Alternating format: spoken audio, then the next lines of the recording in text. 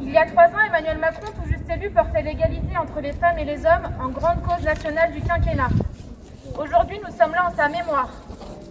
En mémoire à cette cause, cette promesse qui nous a quittés ce lundi 6 juillet 2020. Assassiné par un remaniement ministériel honteux. Notre peine est grande et notre colère est immense.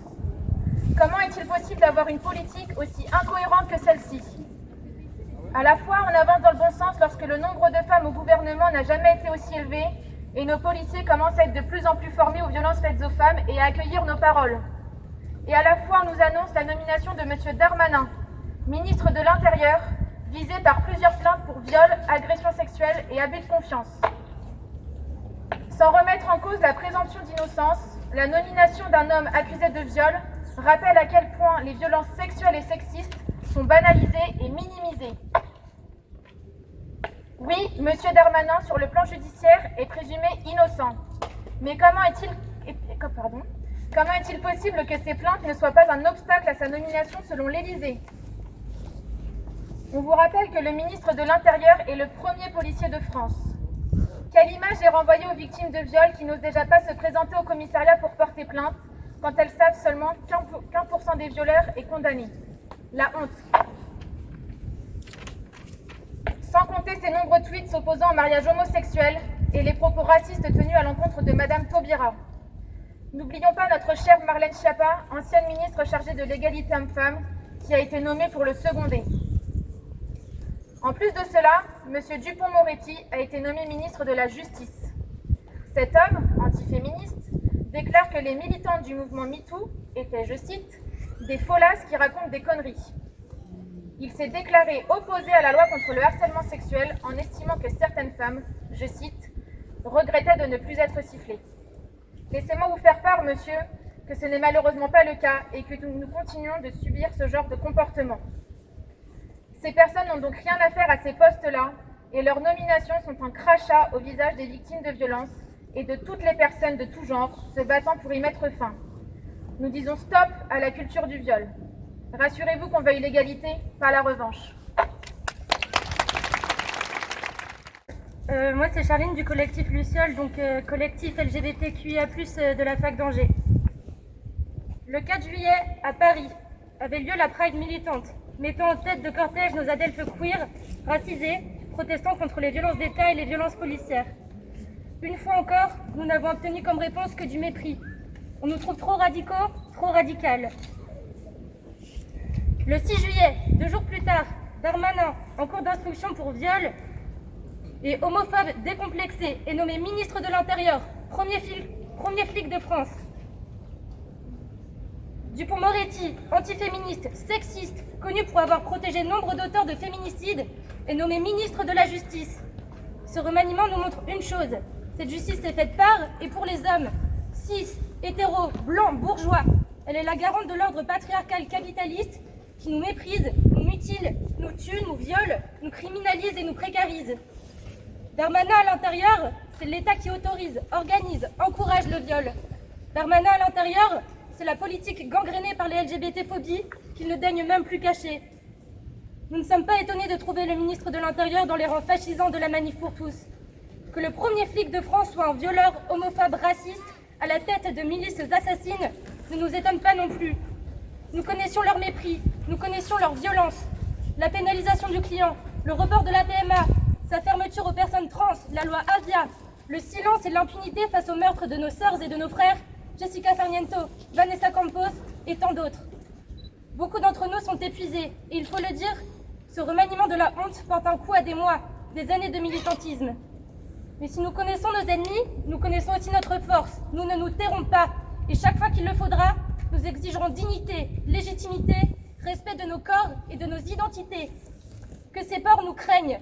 Face à cette attaque, nous, lesbiennes, gays, bi, trans, queer, intersexes et plus, travailleurs et travailleuses du sexe, personnes racisées, seront plus que jamais fortes et forts, fiers, vénères et déter. Enfin, rappelons-nous des mots de la militante américaine Zoé Leonard dans son manifeste queer en 1992. Je veux une Gwyn comme présidente. Je veux qu'elle ait le sida. Je veux que le Premier ministre soit une tapette qui n'a pas la sécu. Je veux une présidente de la République qui a avorté à 16 ans. Une candidate qui ne soit pas la moindre des deux mots. Je veux une présidente de la République dont la dernière amante est morte du sida. Je veux une présidente de la République qui vit sans clim, qui a fait la queue à l'hôpital, à la CAF et au Pôle emploi, qui a été chômeuse, licenciée économique, harcelée sexuellement et expulsée. Je veux quelqu'une qui a passé la nuit au trou, chez qui on a fait brûler une croix et qui a survécu à un viol. Ministère de la honte, ministère du viol, trans, PD, Gwyn, nous surveillons tout, nous n'oublions rien.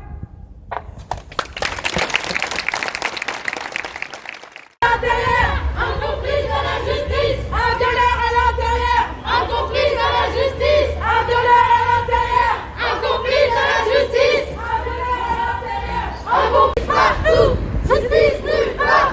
Police partout, justice nulle part. Police partout, justice nulle part.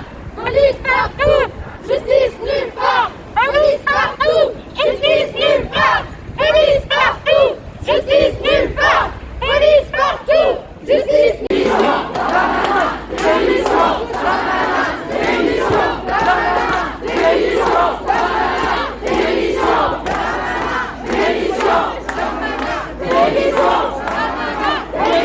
Nous sommes fortes, nous sommes fières, et féministes et radicales et en colère.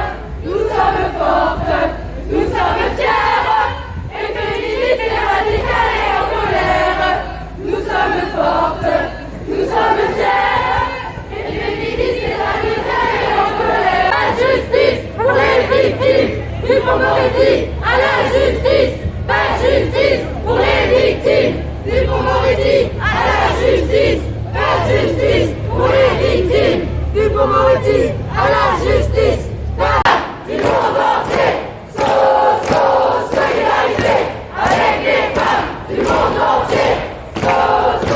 Solidarité avec les femmes du monde entier.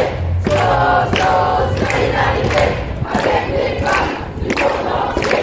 Abat le patriarcat, abat le patriarcat, abat le patriarcat, abat le patriarcat, abat le patriarcat, abat le patriarcat, abat le patriarcat, abat le patriarcat, abat le patriarcat, abat le patriarcat, abat le patriarcat.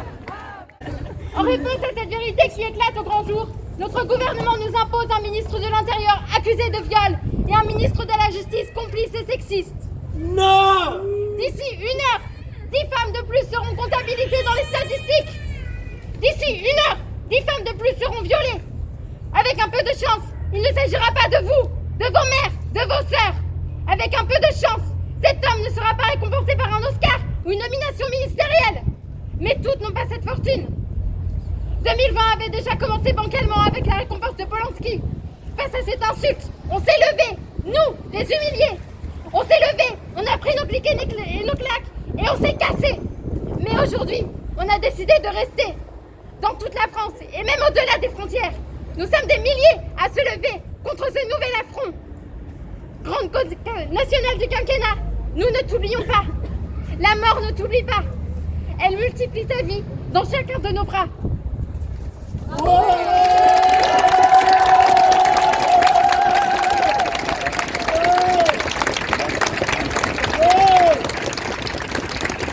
J'ai appris le remaniement lundi en même temps que tout le monde. Et sur le coup, j'ai eu une réaction qui était similaire à de la sidération en fait. J'étais, je sais pas, je me suis pas rendu compte. Et c'est après, avec les filles du collectif, qu'on s'est dit qu'il était urgent vraiment de faire quelque chose parce que on se bat depuis tellement d'années pour que toute cette culture du viol, elle soit reconnue de tous et qu'elle soit prise en compte et qu'on puisse vraiment se battre contre elle. Et au final, on nous répond par un bon coup de poing dans les dents. Parce qu'en fait, en nommant Darmanin à l'intérieur, c'est Darmanin qui est actuellement en procès, accusé de viol Donc le Premier ministre justement a parlé là-dessus mercredi dernier sur le plateau de RMC et BFM qu'il y avait la présomption d'innocence, mais la présomption d'innocence quand on est nommé ministre, est-ce qu'on peut dire quelque chose par rapport à ça?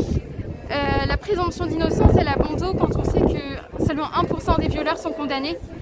Et j'ai trouvé ça vraiment, moi personnellement, culotté de nommer quelqu'un qui est pris dans cette affaire, alors qu'on sait que peu de victimes parlent, peu de victimes sont crues, peu de plaintes sont prises, les plaintes sont difficilement prises aujourd'hui.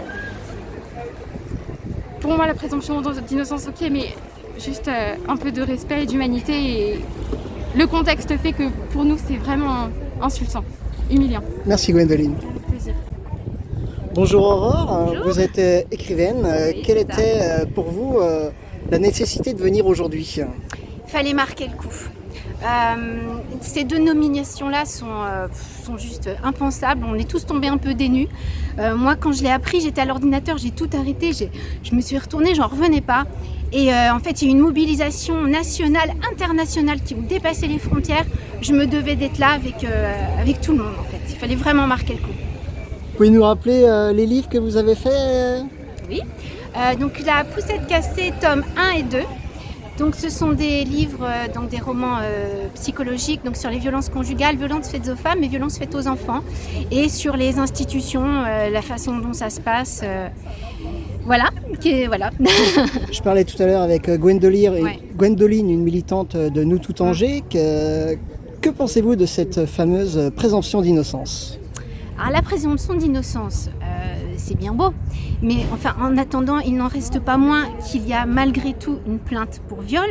Donc à ce titre-là, j'ai quand même beaucoup de mal à comprendre. D'ailleurs, je ne comprends pas du tout pourquoi un homme qui a à son encontre une plainte pour viol est malgré tout propulsé chef de la police quand même. Ça me paraît un petit peu contradictoire. Voilà ce que j'en pense. Donc la présomption d'innocence, oui, mais faut quand même pas dépasser les limites.